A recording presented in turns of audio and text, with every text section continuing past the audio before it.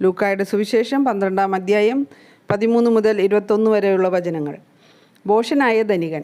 ജനക്കൂട്ടത്തിൽ നിന്ന് ഒരുവൻ അവനോട് പറഞ്ഞു, ഗുരു, പിതൃസ്വത്ത് ഞാനുമായി പങ്കുവയ്ക്കാൻ എൻ്റെ സഹോദരനോട് കൽപ്പിക്കണമേ.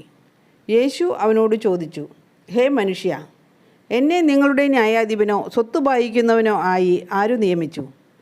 അനന്തരം അവൻ അവരോട് പറഞ്ഞു, ജാഗരൂകരായിരിക്കുവിൻ, എല്ലാ അത്യാഗ്രഹങ്ങളിലും നിന്ന് അകന്നിരിക്കുകയും ചെയ്യുവിൻ. മനുഷ്യജീവിതം സമ്പത്ത് കൊണ്ടല്ല ധന്യമാകുന്നത്. ഒരു ഉപമയും അവൻ അവരോട് പറഞ്ഞു.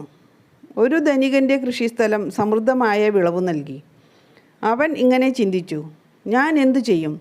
ഈ ധാന്യം മുഴുവൻ സൂക്ഷിക്കാൻ എനിക്ക് സ്ഥലമില്ലല്ലോ.